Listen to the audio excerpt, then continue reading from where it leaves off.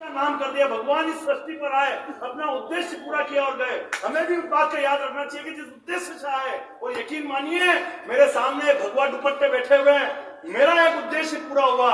मैंने कभी भी सरकार को 20 रुपए टमाटर के लिए बटन नहीं दबाया था। मैंने दबाया था कि मेरे प्रभु श्री राम का भव्य मंदिर बने। मेरा वो उद्देश्य पूरा हुआ कि तीनों ही लोक में रघुकुल का ऊंचा नाम कर दिया, लिया अवतार जिस देह से वो पूरा काम कर दिया। भगवान श्री राम के तो चरण ही अपने आप में कमाल है।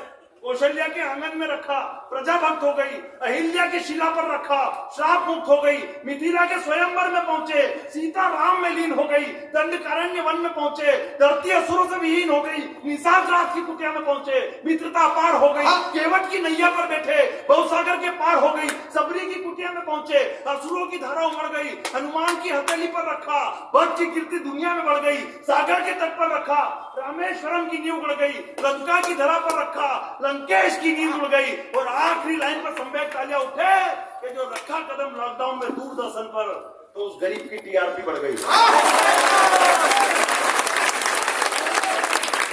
जो रखा कदम लॉकडाउन में दूरदर्शन पर, तो उस गरीब की टीआरपी बढ़ गई। वो जब आदमी बता रहे थे, आप कोविड की बात बता, कोविड के टाइम पे जब रामायण आ रही थी दूरदर्शन पे, मेरे पड़ोस में बुआ जी है, वो बोले भला हो इस कोरोना का जो राम जी के दर्शन करा दिए। मैंने कहा बुआ जी ये तो अच्छा रहा, आपको कोरोना हुआ नहीं, वरना यमराज के भी हो सकते थे।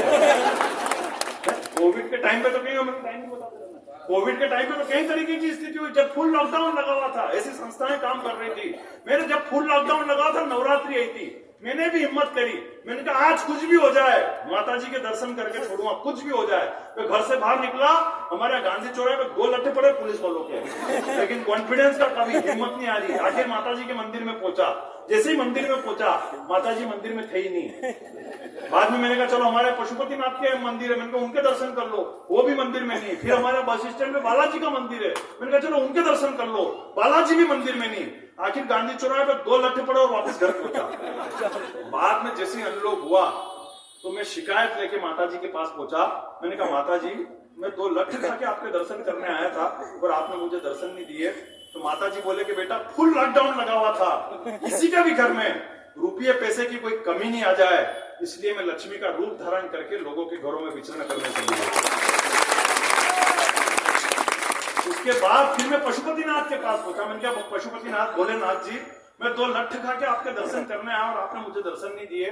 तो भोलेनाथ जी बोले कि बेटा मैंने सर पे गंगा विराजित कर रखी है, किसी के भी घर में पानी वानी की कोई कमी नहीं आ जाए, इसलिए मैंने नगर पालिका का काम संभाल रखा था।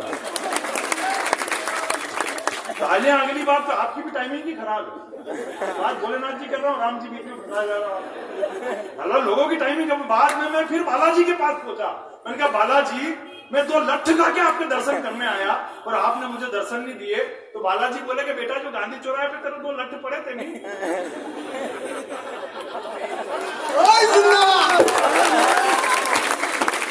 वो पुलिस वालों के रोल में नहीं था। ईश्वर किस रूप में आ जाए मालूम नहीं पड़ती, इसलिए सहयोग संस्था के रूप से बालाजी आपके व्यापार में काम कर रहे थे। एक बार जरा जोरदार ताली बजाएं।